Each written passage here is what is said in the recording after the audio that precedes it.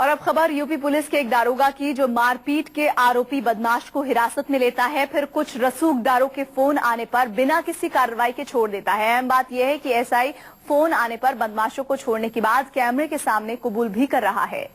जो मारपीट हो रहा था सरवाजी स्थल में, अरे वो तो आप ही लोगों ने सूचना किया था। क्या हुआ उसमें सब तमाम फोन आने लगे, फिर मगर चलो उसको छोड़ दिया।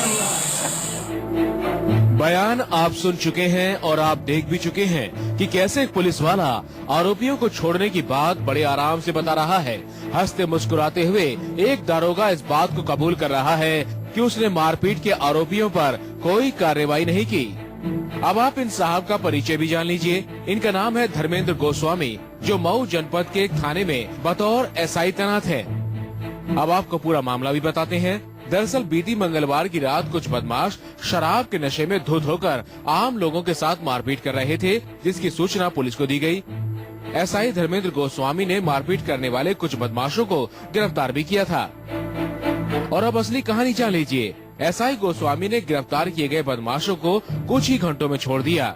मतलब ये कि आम लोगों के साथ मारपीट करने वाले पुलिस की गिरफ्त में आए, लेकिन उन पर कोई कार्रवाई नहीं हुई। इसकी वजह भी आप खुद एसआई से ही सुन लीजिए। जो मारपीट हो रहा था सरवाजी स्थल में, अरे वो तो आप ही लोगों ने सूचना किया था। क्या हुआ उसमें सब तमाम फोन आने लगे, फिर मगर चलो उसको छोड़ दिया। तो सुना आपने, एसआई खुद मान रहे हैं कि कुछ रसूखदारों का फोन आया और उन्होंने बदमाशों को रिहा कर दिया। इस पूरे मामले में सबसे बड़ी अहम बात यह है कि बदमाशों को पुलिस ने हिरासत में ले लिया, उसके बाद रसूखदारों की पैरवी पर छोड़ भी दिया और मीडिया के सामने इस सच को मान भी लिया। सोचने की बात यह है कि क्या यूपी पुलिस ऐसे ही अपराधियों पर कृपा बरसाती है, जिससे बदमाशों के हौसले बुलंद रहते हैं। राहुल, न्यूज़ 24 मऊ।